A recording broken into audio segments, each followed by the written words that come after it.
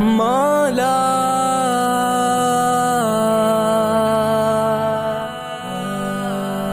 مولا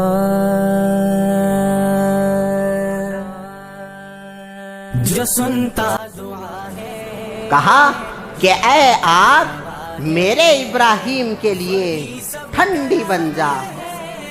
ٹھنڈی بھی اس طرح نہیں کہ میرے ابراہیم کو سردی ہو جائے، بلکہ سلامتی والی بن جا.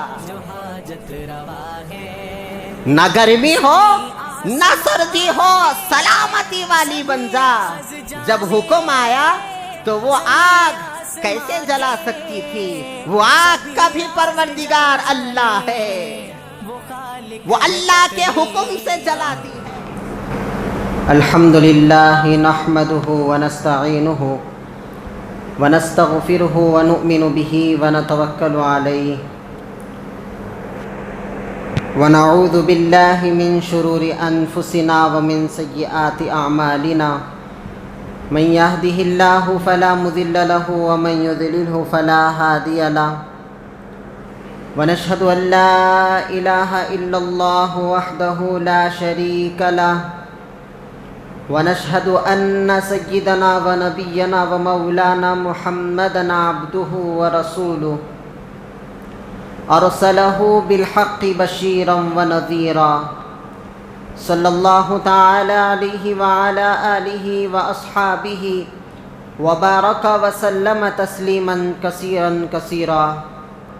أما بعد، قال الله تعالى في القرآن المجيد والفرقان الحميد: فأعوذ بالله من الشيطان الرجيم، بسم الله الرحمن الرحيم. وَإِذِ ابْتَلَى إِبْرَاهِيمَ رَبُّهُ بِكَلِمَاتٍ فَأَتَمَّهُنَّ. صدق اللہ مولانا العظیم وصدق رسولہ النبی الامین المتین الکریم، ونحن على ذلك لمن الشاہدین والشاکرین، والحمد للہ رب العالمین. وقال اللہ تعالی فی شأن حبیبہ اجلالا واکراما: ان اللہ وملائکتہ یصلون علی النبی یا ایہا الذین آمنوا صلوا علیہ وسلموا تسلیما. اللہم صلی علی سیدنا وشفیعنا وحبیبنا ونبینا ومولانا محمد وبارک وسلم.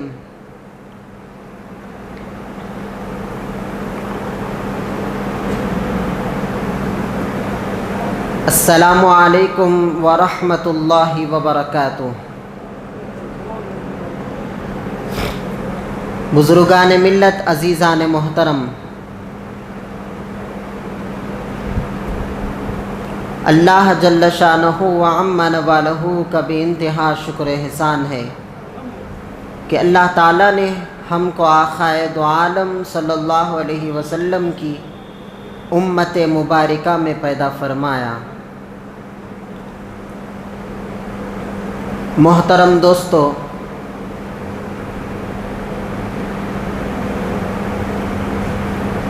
اللہ تبارک و تعالی ہر چیز کا مالک ہے. اسی نے ہر مخلوق کو پیدا فرمایا ہے. چرند بھی اسی کے ہے، پرند بھی اسی کے ہے، انسان بھی خود اس کی مخلوق ہے. اور اللہ تبارک و تعالی جب یہ ساری مخلوقوں کو پیدا فرمایا تو بظاہر یہ سمجھا جائے گا کہ جو پیدا کرنے والا پروردگار ہے یہ مخلوق اس کے تابع ہو جائے گی. جس چیز کو جو بناتا ہے وہ چیز اسی کے تابع رہتی ہے اور اسی کی وفادار رہتی ہے. انسان اللہ تبارک و تعالیٰ کی ساری نصیحتوں کو اگر ایک جگہ جمع کیا تو اس میں نصیحت یہی ملے گی. اللہ فرما رہا ہے کہ تم میری فرما برداری کرو، میں جو چاہتا ہوں تم اس پر اتر جاؤ، میں جو چاہتا ہوں تم وہ کر گزرو.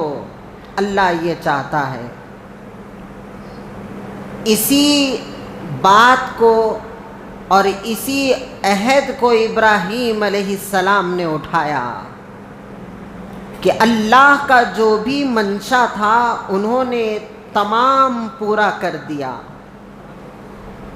ذرا سا بھی شک آنے نہیں دیا، ذرا سا بھی عقل کا استعمال آپ نے نہیں کیا، ذرا سا بھی آپ نے سوچا نہیں کہ میں ایسا کروں گا تو میری جان کا نقصان ہو سکتا ہے. ذرا سا بھی آپ نے یہ نہیں سوچا کہ اگر میں ایسا کروں گا تو میرا مال نقصان ہو جائے گا، پھر میں کیسے کماؤں گا. یہ ہرگز انہوں نے نہیں سوچا. ان کی سوچ کہیں پر آڑ نہیں آتی. اللہ تبارک و تعالیٰ جیسے ہی ان کو حکم کرتا وہ فوراً اتر جاتے تھے. اسی لیے اللہ تبارک و تعالیٰ نے قرآن مجید میں فرمایا کہ اے میرے محبوب تم اپنے امتیوں کو ملت ابراہیمی پر پابند کر دو. ملت کیا ہے؟ اب آپ یہ نیا لفظ اور یہ پرانا بھی ہوگا، یہ لفظ کو سن کر اس کے الگ معنی سمجھیں گے. یہ الگ معنی نہیں.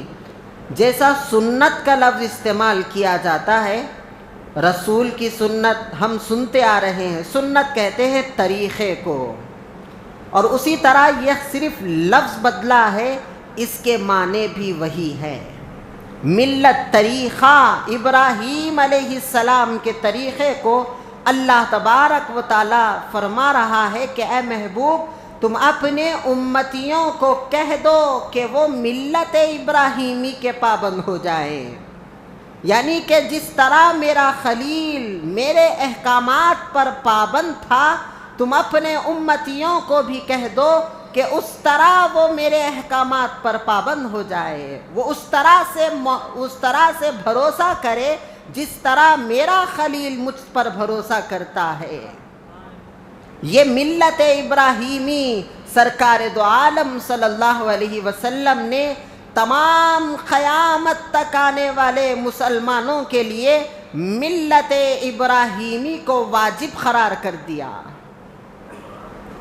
ہے آخائے دو جہاں کی امت مگر طریقہ ابراہیم علیہ السلام کا لیا جا رہا ہے سردار الانبیاء کی امت مگر ملت ابراہیم علیہ السلام کی چل رہی ہے. کیوں؟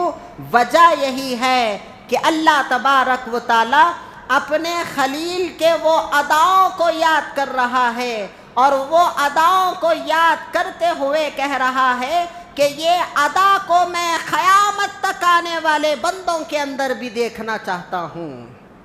جس طرح میرا خلیل میرے نام پر مٹ گیا، جس طرح میرا خلیل میرے حکم پر فوراً اتر گیا، میں قیامت تک آنے والے بندوں کے اندر بھی یہی ادا کو دیکھنا چاہتا ہوں. جس طرح میرا حکم آ جائے میرے بندے فوراً اس پر اتر جائے، میں یہ چاہتا ہوں.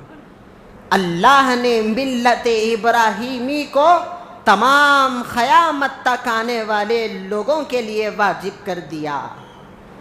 اب آپ دیکھیے گزشتہ جمعہ ہم نے واقعہ سنا کہ ابراہیم علیہ السلام کی توحید کس طرح وہ موحد تھے، کس طرح توحید کے پرستار تھے. جہاں کہیں بت کا نام لیا جاتا، جہاں کہیں غیر خدا کا نام لیا جاتا، آپ جلال ہو جاتے، آپ غصے میں آ جاتے، فوراً وہاں پر ایکشن لیتے، ان کو توحید کی دعوت دیتے. وہ واقعہ میں چھوڑ دیا تھا گزشتہ جمعہ، اور آپ کو باقی کا سنانے کا وعدہ بھی کیا۔ ہاں یہ ہے کہ ہمارے آج کے اس دور میں ایک رسم کے طور پر یہ واقعہ تو بیان کیا جاتا ہے، ہاں اس کے علاوہ بھی اللہ تبارک و تعالیٰ کا یہ حکم ہے کہ میرے ابراہیم کو یاد کرو، اس کی سیرت بتاؤ، اس کی سیرت سن سن کر یاد کرو، اپنے ایمان میں حلاوت اور اپنے ایمان میں تازگی پیدا کرو۔ آج ہم یہ واقعات برسوں سے سنتے آ رہے ہیں، بچپن ہمارا اسی میں گزر گیا، جوانی ہماری اسی میں گزر گئی، اب بڑھاپے میں بھی آئے ہیں تب بھی یہ واقعہ سن رہے ہیں۔ ہاں اس واقعے کو اس لیے بیان کیا جا رہا ہے، اس طرح کا ایمانی جذبہ جو ابراہیم علیہ السلام کا تھا، یہ واقعہ سننے کے حد تک تو بھی ہمارا ایمان جاگ جائے۔ واقعہ بیان اسی لیے کیا جاتا ہے کہ ہمارے ایمان کو تازہ کرنے کے لیے واقعہ بیان کیا جاتا ہے، اور واقعہ بیان کر کے ہمیں یہ بتایا جاتا ہے کہ ہماری حالت کیا ہے اور اللہ کے نیک بندوں کی حالت کیا تھی۔ حضرت ابراہیم علیہ السلام نمرود کے پاس وہ جو بتوں کو توڑ دیے تھے آپ، نمرود نے سوال کیا کہ ابراہیم تو نے ہمارے خداؤں کو کیوں توڑا؟ ابراہیم علیہ السلام نے کہا نہیں نہیں، میں نے ان کو کچھ نہیں کیا، میں تو باہر پہرے داری کر رہا تھا، میں باہر ان کی دیکھ بھالی کر رہا تھا، جب اندر سے مجھے آواز آئی تو میں نے دیکھا کہ وہ بڑا بت چھوٹے بتوں کو مار رہا تھا، ان کو سزا دے رہا تھا۔ تو نمرود نے کہا دیکھو ہمارے بت بات نہیں کرتے، ہمارے بت کچھ نہیں کر سکتے، ہاں ہم ان کی پوجا ضرور کرتے ہیں۔ ابراہیم علیہ السلام نے کہا جو کچھ کر نہیں سکتا وہ خدا کیسے ہو سکتا ہے؟ یہ ساری باتوں کو جب نمرود سنا اور ابراہیم علیہ السلام نے توحید کی دعوت دی تو نمرود کو غصہ آیا اور کہنے لگا نمرود اے ابراہیم بتاؤ تمہارا خدا کیا کرتا ہے؟ تو ابراہیم علیہ السلام نے کہا میرا خدا مارتا بھی ہے اور جلاتا بھی ہے، زندگی اسی کے ہاتھ میں ہے، موت بھی اسی کے ہاتھ میں ہے۔ تو نمرود نے کہا یہ تو میں بھی کر سکتا ہوں۔ ایک آزاد آدمی کو لیا، اس کو قتل کر دیا، جو قیدی تھا اس کو آزاد کر دیا، کہا کہ میں نے اس کو موت دی اور اس کو زندگی دی۔ تو ابراہیم علیہ السلام نے کہا ہاں اچھا، تو میرا خدا وہ ہے جو مشرق سے سورج کو نکالتا ہے اور مغرب میں ڈبا دیتا ہے۔ اگر تجھ میں طاقت ہے، تجھ میں ہمت ہے تو مغرب سے سورج کو نکال کر بتا۔ یہ ناممکن بات تھی کہ مغرب سے سورج نہیں نکل سکتا۔ تو ابراہیم علیہ السلام کے اس سوال پر نمرود نے جواب تو نہیں دیا بلکہ لکڑیاں اکٹھا کرنے کا حکم دیا کہ اے میری فوج، اے میرے سپاہیوں، جاؤ میدان میں ایک طرف لکڑیاں اکٹھا کرو، ہم اس بدبخت کو جلا دیں گے، خاک کر دیں گے جو ہمارے خداؤں کا منکر ہے۔ یہ کہا وہاں پر لکڑیاں جمع کی گئی، سارے بستی والے، سارے قوم کے لوگ لکڑیوں کو اکٹھا کیے اور اس میں آگ لگا دیے۔ مفسرین کرام واقعہ لکھتے ہیں کہ وہ آگ اس طرح تھی کہ وہ آسمان کو چھو رہی تھی۔ وہ آگ کا عالم یہ تھا کہ اس کے 3 کلومیٹر کی دور پر بھی اگر کوئی ٹھہرا تو اس کی بھاپ سے جل جائے گا۔ اس طرح کی فلک بوس آگ وہاں پر دہکائی گئی۔ جب آگ لگا دی گئی، ظاہر سی بات ہے 3 کلومیٹر دور پر یہ ٹھہرے ہوئے ہے اور کوئی آگ تک جا نہیں سکتے، تو ابراہیم علیہ السلام کو یہ کیسے آگ میں ڈالیں گے؟ وہاں پر انہوں نے یہ چال چلی کہ ایک جھولا بنایا گیا، وہ جھولے میں ابراہیم علیہ السلام کو بٹھایا گیا، مگر وہ جھولا جب وہ جھولے میں ابراہیم علیہ السلام کو بٹھایا گیا تو وہ جھولے کی کیا مجال جو خلیل کو آگ میں گرا دے۔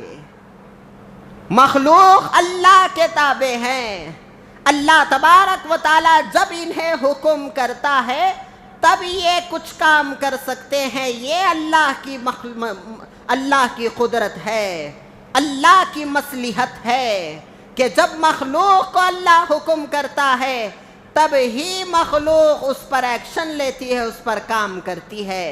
یہاں پر جھولا ہل نہیں رہا، اللہ کے حکم کا انتظار تھا، اور اللہ بھی حکم نہیں کر رہا۔ ساری قوم تڑپ گئی مگر پھر بھی وہ جھولا نہیں ہلا۔ شیطان پھر انسانی روپ میں آیا اور کہنے لگا کہ دیکھو یہ جو ابراہیم علیہ السلام کو تم ہلا نہیں سکتے، کیوں؟ وجہ کیا ہے؟ ان کی حفاظت کے لیے نورانی فرشتے ہیں جو ان کو آگ میں گرنے نہیں دیتے۔ تو لوگ کہنے لگے ہم کیا کریں، اب ان کو آگ میں کیسے ڈالیں؟ تو شیطانی چال چلا اور کہنے لگا تم سارے مرد اور عورت ننگے ہو کر یہاں پر پیشاب کرو۔ جب وہاں پر بے پردگی ظاہر ہوئی، فرشتے وہاں سے چلے گئے، فرشتوں کو وہاں سے اٹھا لیا گیا۔ جہاں کہیں بے پردگی ہوتی ہے وہاں سے فرشتوں کا دور ہونا طے ہے۔ یہ بات ہمیں آج اس دور کے ماحول کے حساب سے یہ درس دے رہا ہے۔ آج ہمارے گھروں میں بے برکتی اسی وجہ ہے کہ ہماری عورتیں پردے کا خیال نہیں رکھتی، ہمارے گھروں میں رحمتوں کے فرشتے داخل نہیں ہونے کی وجہ یہی ہے کہ ہماری عورت بے پردہ رہتی ہے، اس کے سر پر دوپٹہ نہیں رہتا، وہ ہمیشہ ننگے سر رہتی ہے۔ جس گھر میں عورت ننگے سر ہو اس گھر میں فرشتے کبھی داخل نہیں ہوتے، نہ اس گھر میں رحمتیں آتے ہیں نہ اس گھر میں برکتیں نازل ہوتی ہے۔ یہ آقائے دو جہاں صلی اللہ علیہ وسلم کی زبانی ہے۔ وہاں پر بے پردگی ظاہر ہوئی، عورتیں اور مرد ننگے ہو کر پیشاب کرنے لگے تو وہ فرشتے وہاں سے ہٹ گئے۔ ابراہیم علیہ السلام کو اب آگ میں ڈالا جا رہا ہے۔ اب یہاں پر ایک واقعہ مفسرین کرام لکھتے ہیں کہ ابراہیم علیہ السلام کی توحید کو پھر سے اجاگر کرتے ہیں کہ یہاں پر انہوں نے کس سے مدد لی۔ جب آگ میں ابراہیم علیہ السلام کو ڈالا جا رہا ہے، اللہ تبارک و تعالی آسمان سے دیکھ رہا ہے کہ میرے ابراہیم کے ساتھ کیا ہو رہا ہے۔ فرشتے ہیبت سے لرزور اندام ہے، ہیبت کے مارے پریشان ہے کہ خلیل کے ساتھ آخر یہ کیا ہو رہا ہے، اور یہ ہوتے ہوئے اللہ دیکھ بھی رہا ہے۔ فرشتے جا کر کہنے لگے باری الہ کیا تجھے معلوم ہے، کیا تو دیکھ رہا ہے؟ تو اللہ نے فرمایا ہاں میں سب سے باخبر ہوں اور میں دیکھ بھی رہا ہوں۔ اے اللہ پھر ہم کیسے مدد کریں ابراہیم کی؟ تو اللہ نے فرمایا جاؤ تم جا کر ابراہیم سے پوچھ لو کہ کیا وہ تمہاری مدد چاہتا ہے۔ آسمان سے فرشتے نمودار ہوئے، ہوا کا فرشتہ آیا کہنے لگا اے خلیل اللہ ذرا حکم فرمائے میں اس فلک بوس آگ کو بجھا دوں گا، یہ ساری بستی کو تباہ کر دوں گا، نیست و نابود کر دوں گا۔ ابراہیم علیہ السلام نے کہا نہیں مجھے تمہاری ضرورت نہیں ہے۔ پھر پانی کا فرشتہ آیا کہنے لگا کہ ابراہیم ذرا حکم فرمائیں میں آسمان سے ایسی بارش نازل کروں گا کہ یہ ساری بستی ڈوب جائے گی اور یہ آگ ختم ہو جائے گی۔ تو ابراہیم علیہ السلام نے کہا نہیں، مجھے تمہاری ضرورت نہیں۔ اسی طرح ہر ایک صفت کو رکھنے والے فرشتے ابراہیم علیہ السلام کے پاس آئے، ابراہیم علیہ السلام نے کسی کی بھی مدد نہیں لی۔ یہاں پر ابراہیم علیہ السلام توحید کا درس دے رہے ہیں۔ کیا درس توحید ابراہیم علیہ السلام نے دیا؟ ابراہیم علیہ السلام کی نظر میں یہ تھا کہ میں غیر سے مدد کیوں مانگوں، میرا مدد کرنے والا پروردگار ہے۔ میں بارش کے فرشتے سے مدد کیوں مانگوں، میرا پروردگار میرا مددگار ہے۔ میں ہوا کے فرشتے سے مدد کیوں مانگوں، میرا مددگار پروردگار ہے۔ میں پانی کے فرشتے سے کیوں مدد مانگوں، میرا مددگار پروردگار ہے۔ یہ توحید کا درس قیامت تک آنے والے لوگوں کے لیے تھا کہ کوئی تمہاری مدد نہیں کر سکتا اللہ کے سوا۔ جبرائیل علیہ السلام، یہ سارے فرشتوں کو آپ نے رد کر دیا، بھیج دیا کہ جاؤ، مجھے تمہاری کوئی ضرورت نہیں۔ جبرائیل علیہ السلام اللہ کی بارگاہ میں عرض گزار ہوئے، اے باری الہ، میں دیکھ رہا ہوں کہ ابراہیم سارے فرشتوں کو بھیج دیے، تو مجھے اجازت دے، میں جاؤں گا۔ اللہ نے کہا جاؤ، سب کو لے جاؤ، دیکھ لو میرے ابراہیم کو، وہ کیا چاہتا ہے۔ جبرائیل علیہ السلام جب نازل ہوئے، ابراہیم علیہ السلام کے پاس آئے، کہنے لگے ابراہیم، اے خلیل، یہ آپ کیا کر رہے ہیں؟ آپ مجھ سے کوئی مدد نہیں لیں گے، مجھے معلوم ہے۔ ہاں، ذرا آپ یہ تو کہہ دیں کہ اگر آپ کا کوئی پیغام ہے، اگر کوئی آپ کی بات ہے تو مجھے کہہ دے، میں اللہ تک وہ بات پہنچا دوں گا۔ ابراہیم علیہ السلام نے کہا کہ اے جبرائیل، کیا بات کرتے ہو؟ تم کہو گے، میں تمہارے سامنے کہوں گا اور وہ بات تم اللہ تک پہنچاؤ گے۔ کیا اللہ کو اس کی ضرورت ہے؟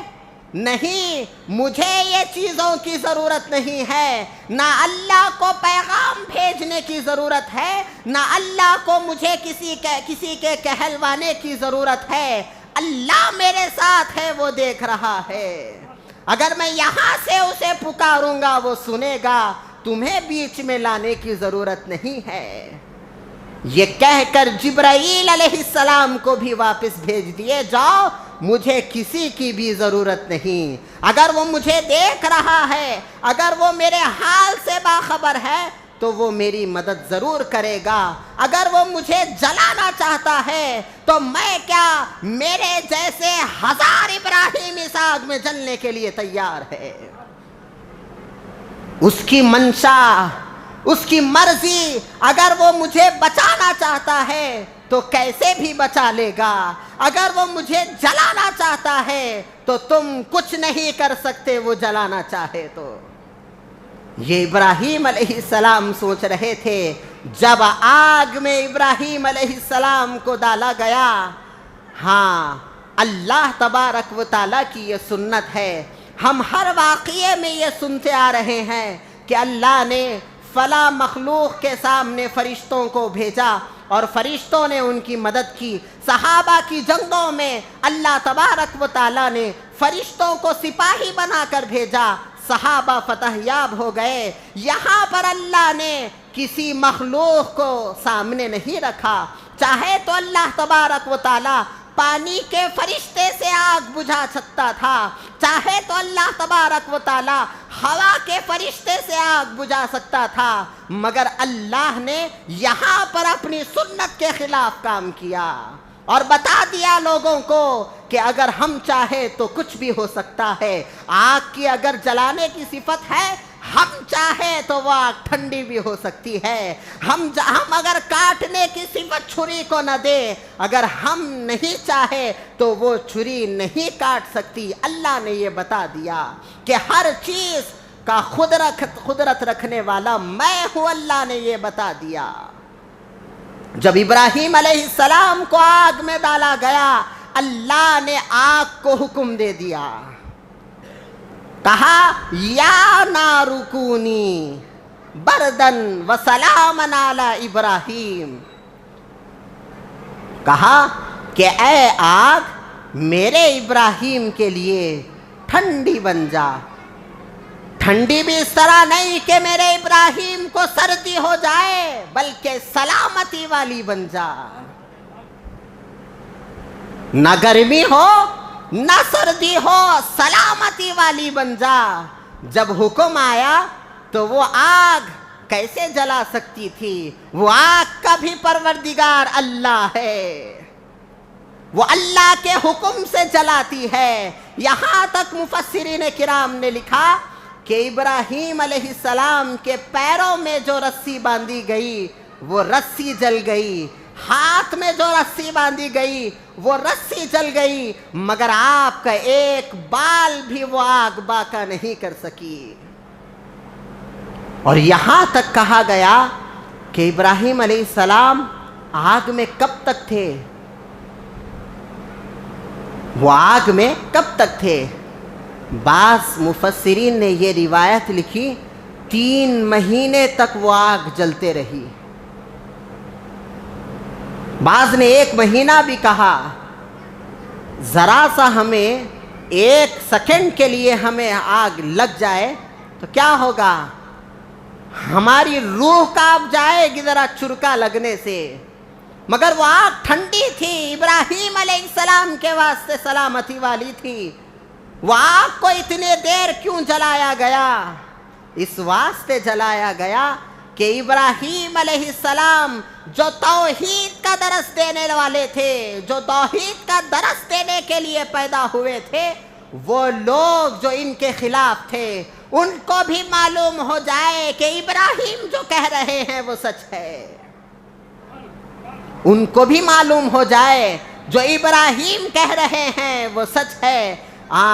علامہ اقبال نے بہت ہی زبردست شعر فرمایا، کیا فرمایا؟ کہ آج بھی ہو جو ابراہیم سا ایمان پیدا، آج بھی ہو جو ابراہیم سا ایمان پیدا، آگ کر سکتی ہے انداز گلستاں پیدا۔ کیا فرمایا؟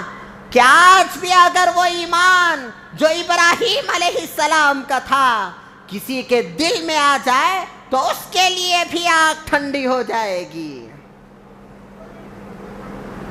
ہم کیسے یقین کریں گے اس بات کو؟ ہمیں کیسے یقین آئے گا ان باتوں کا؟ کیوں ہمیں یقین نہیں آتا معلوم؟ اس واسطے یقین نہیں آتا کہ ہم دنیا کے اتنے حالات دیکھ لیے، ہمیں اللہ کی ذات پر بھروسہ نہیں۔ ہم نے دنیا کو اتنا دیکھ لیا، اتنا قریب سے دیکھا، اللہ کی قدرت کا ہمیں پتہ نہیں۔ ہمیں دنیا سے اتنی محبت ہو گئی کہ ہم اپنے ایمان کو کبھی تازہ کرنے کے لیے تیار نہیں ہوئے۔ ہمیں اللہ تبارک و تعالیٰ نے زندگی دی، ہمیں اللہ تبارک و تعالیٰ نے موت بھی دینے والا ہے، پھر کیا کریں گے ہم؟ ہماری زندگی بھی اسی کے ہاتھ، ہماری موت بھی اسی کے ہاتھ۔ پھر ہماری زندگی دیکھے تو ہماری زندگی نافرمانی میں ہے، کیا جواب دیں گے ہم خبر میں؟ سرکار دو عالم صلی اللہ علیہ وسلم ارشاد فرماتے ہیں، جو استطاعت رکھنے کے باوجود بھی قربانی نہیں کیا وہ ہماری عیدگاہ کی طرف نہ آئے۔ جو قربانی کی استطاعت رکھتے ہیں، جن کے گھروں میں سونا ہے، جن کے گھروں میں زیورات ہے، جن کے گھروں میں بڑی بڑی ٹی ویاں رکھے ہوئے ہیں، جن کے جیب میں بڑے بڑے سیل فون رکھے ہوئے ہیں، ویسے شخص، ویسے آدمی یہ کہہ رہے ہیں کہ ہم قربانی کے مستحق نہیں۔ کیوں؟ ہمیں اتنا قرض ہے، ہمیں اتنا قرض ہے، ہم اللہ کی بارگاہ میں قربانی نہیں دے سکتے۔ یہ ہمارا ایمان ہے دوستو۔ میں آپ کو بتاؤں ایمان کسے کہتے ہیں، قربانی کسے کہتے ہیں؟ سرکار دو عالم ارشاد فرماتے ہیں قربانی تم سمجھتے ہو کہ قربانی جانور کی ہوتی ہے، نہیں، قربانی جانور کی نہیں، قربانی قربان ہونے کا نام ہے۔ قربانی کیا ہے؟ قربان ہو جاؤ اس کی ذات پر۔ وہ کہے جانور کو قربانی کرو تو کر دو، اس کے لیے کچھ بھی ہم کر جائیں، اس طرح سے ہمیں بننا چاہیے۔ اب قربانی بھی ہم کیے، ہماری اتنی غلطیاں ہیں، قربانی بھی ہم کر رہے ہیں تو گوشت کو دیکھ کر ہم کرتے ہیں۔ جانور لیے کتنا گوشت نکلتا بھائی، اس میں ہے کنٹل، دبلا دکھ رہا، پتلا دکھ رہا، ایسا ہے ویسا۔ ہاں یہ ہے کہ بھائی اگر اس میں کچھ عیب ہے تو وہ قربانی کے حساب سے عیب دیکھ کر دیکھیں۔ گوشت کھانے کی ہماری اس طرح سے نیت ہے کہ ہم اس کو قربان نہیں کیے، کھانے کی نیت سے قربانی دے رہے ہیں۔ حصہ ملے، کتنے کلو آتا بھائی گوشت؟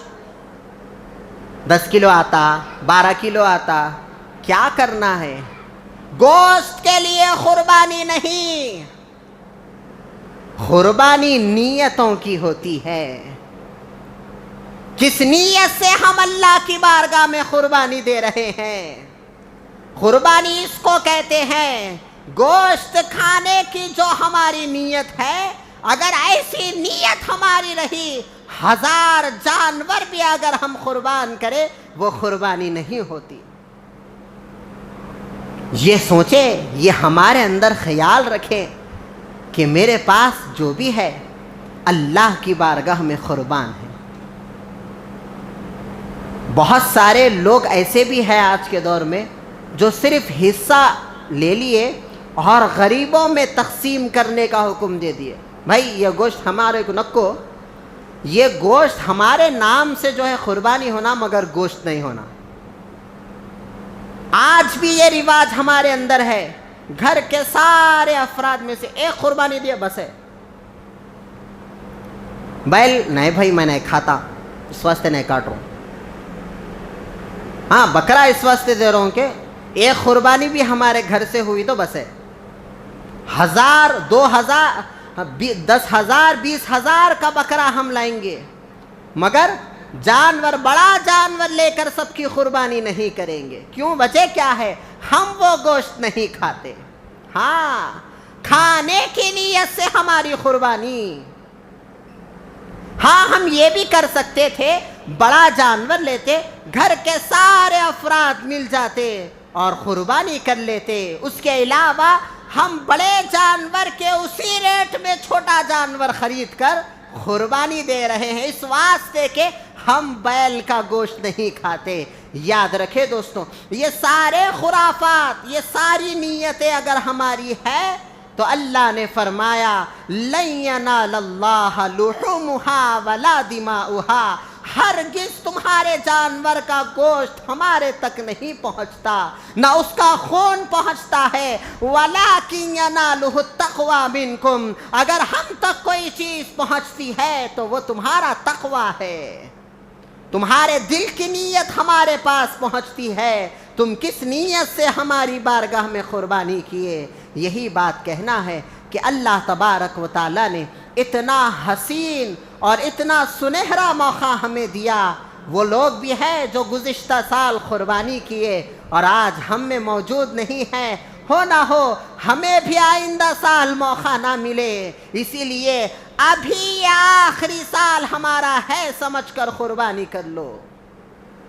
سرکار دو عالم ارشاد فرماتے ہیں کہ جب قربانی کا جانور ذبح کیا جاتا ہے، اللہ تبارک و تعالی اس کے قطرے خون کو نیچے گرنے سے پہلے اس کی مغفرت فرما دیتا ہے۔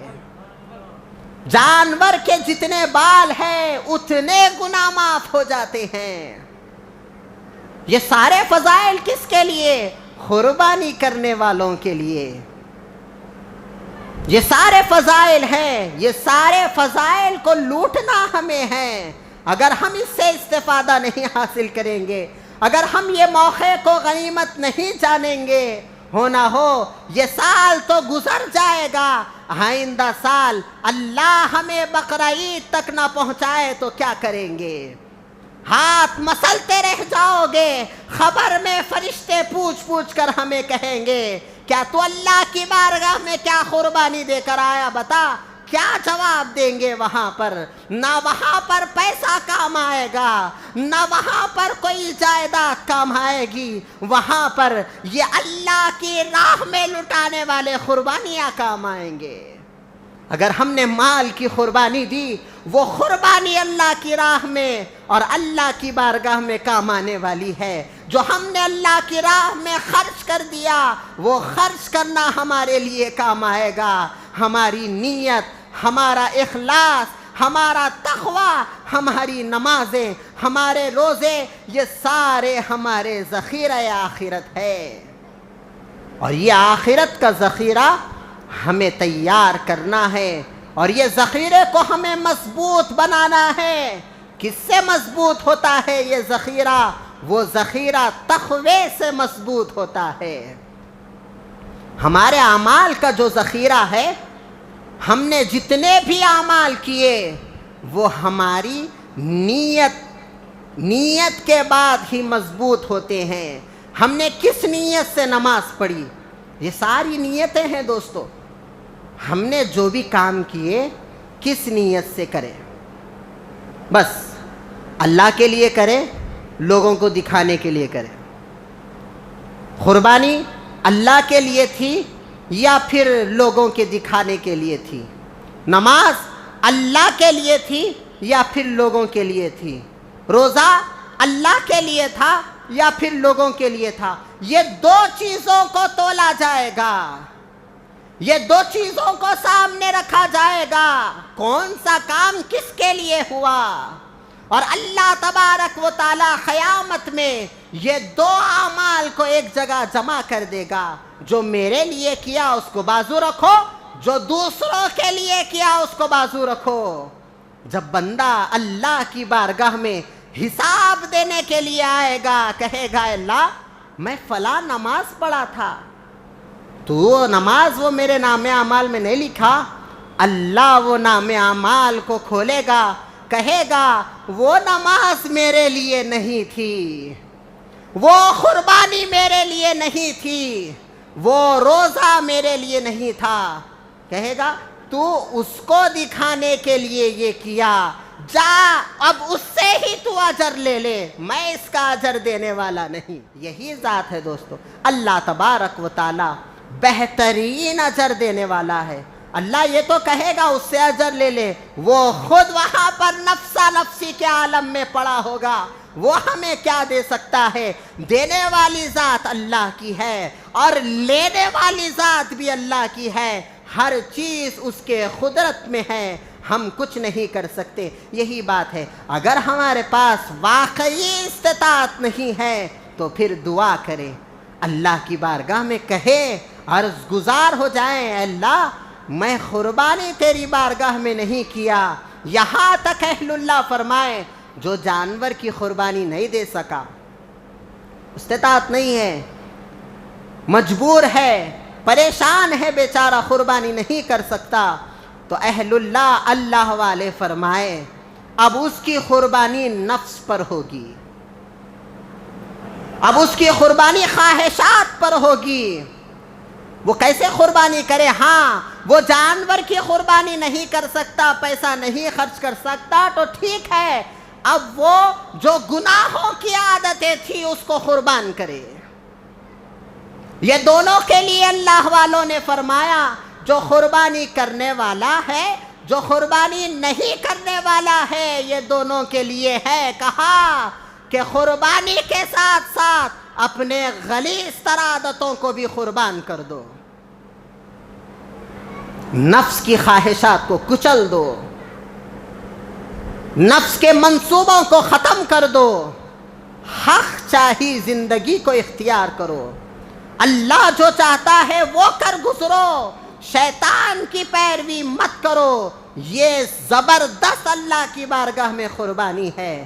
میں اپنی بات کو ختم کرتے ہوئے پروردگار کی بارگاہ میں دعا گو ہوں، یا الہ العالمین، وہ خالق ہے تخلیق سے آشنا ہے، وہی سب کا رب ہے، وہی تو خدا ہے، جو سنتا دعا ہے، جو حاجت روا